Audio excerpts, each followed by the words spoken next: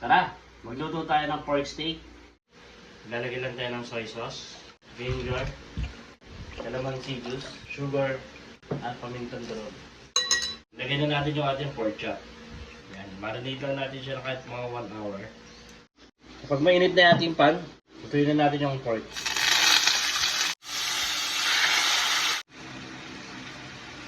Onion, garlic.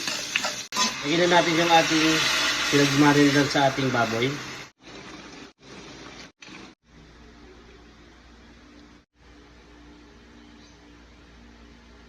First bite. Mmm. Mmm.